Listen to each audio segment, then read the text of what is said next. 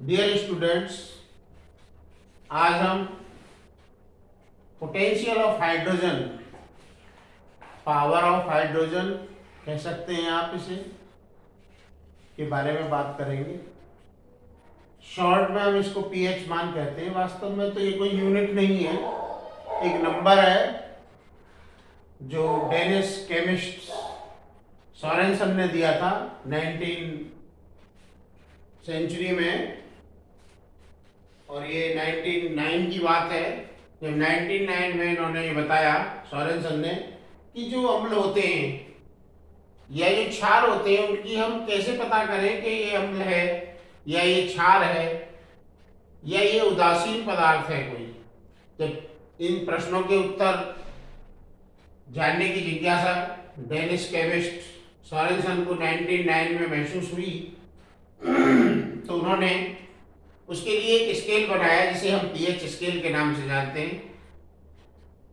Potential of hydrogen ions, जो भी hydrogen ions जल में हम देखें तो जल को अगर 25 डिग्री सेल्सियस पर यानी स्थिर टेम्परेचर पर अगर हम उसके आयनों का आयनाइजेशन काउंट करें तो उन्होंने उसी के आधार पर ये डेफिनेशन बनाई कि अम्ल या क्षारक की प्रबलता की जांच पीएच पैमाने के उपयोग से की जाती है।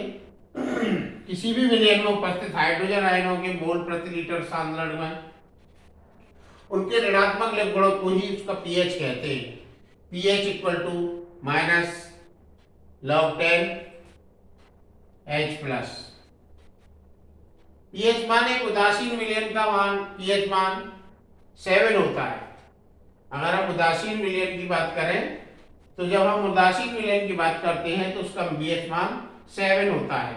इसमें 0 से लेकर के 14 तक अंक होते हैं। 0 से लेकर के 7 तक के जो अंक हैं वह हमारी अम्लीयता के लिए, और क्षारीय विलयन के मान के पीएच मान के लिए 7 से लेकर के 14 तक की जो डिजिट्स हैं वो इसमें यूज की जाती है।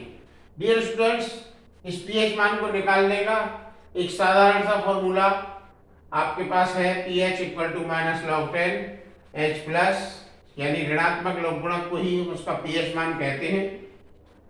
मैं यहाँ आपको आज इस टॉपिक में जो आपके बोर्ड की परीक्षा में जो संबंधित प्रश्न आते हैं उनको एक साधारण तरीके से याद करने के लिए एक मैं ट्रिक भी बताऊंगा आपको कि आप इनको किस तरह से याद कर सकते हैं, क्योंकि ज्यादातर एमसीक्यूज टाइप के क्वेश्चंस में पीएच मान से रिलेटेड क्वेश्चंस बोर्ड के एग्जाम्स में या कॉम्पिटिटिव एग्जाम्स में आपसे पूछने आते हैं। जब आपको इनका उत्तर देना होता है तो अगर उसने कोई पदार्थ दे दिया है और वो कहता है कि जैसे कंसंट्रेटेड HCl हाइड्रोक्लोरिक एसिड है, उसका पीएच मान क्या होगा, तो आपको ये याद करने में थोड़ी सी दिक्कत महसूस हो सकती है, लेकिन आप अपने दिमाग में कुछ ऐसी ट्रिक बैठा सकते हैं जिससे आप आसानी से इन प्रश्नों के उत्तर दे सकते हैं, जो कि एमसीक्यू नंबर 1 नंबर का ही क्वेश्चन होता है। तो सांद्र HCl का मतलब है कंसंट्रेटेड HCl, तो ये अच्छा एसिड होता है, यानी इसका जो पीएच मान है, अच्छे से मतलब है शुरुआती जिसका होगा, मैंने आपको बताया कि जितना पीएच मान कम होगा वह उतना ही स्ट्रॉन्ग एसिड होगा। हमने एसिड बेस वाले जो टॉपिक पढ़े थे उनमें हमने ये बात बताई थी कि जो कम पीएच मान वाला अम्ल होगा वह उतना ही स्ट्रॉन्ग एसिड होगा। तो यहाँ कंसंट्रेटेड HCl जिसका पीएच मान 0 होगा, आप इसे ट्रिक से याद रख सकते हैं। दूसरा है नींबू का रस। नींबू का रस आप बाजार में नींबू लेने जाते हैं तो बाजार वाले से कहते हैं, सब्जी वाले से कहते हैं कि 2-4 नींबू दे दीजिए। अब वो 2-4 नींबू का मतलब है कि आपको यहाँ पर 2.4 2.5 करके आपको इसको याद रख लेने में बड़ी आसानी रहेगी कि आप नींबू का पीएच मान याद रख सकते हैं। दूसरा है शुद्ध जल। शुद्ध जल से मतलब है प्योर वाटर। आप प्योर वाटर का पीएच मान कैसे याद रख सकते हैं, आपको रोजाना पूरे वीक के week Sunday to Saturday 7 days water की आवश्यकता होती है, इसलिए आप प्योर वाटर यूज करते हैं और प्योर वाटर का पीएच मान आपको 7 याद हो जाएगा। डियर स्टूडेंट्स, इसके साथ ही एक मैंने और लिखा है नमक। नमक यानी साल्ट, जिसे आप NaCl कहते हैं, इसका भी पीएच मान 7 ही होता है, क्योंकि ये भी एक तरह से आपको शुद्ध नमक की कैटेगरी में ही रखना पड़ेगा, क्योंकि ये नमक भी शुद्ध है।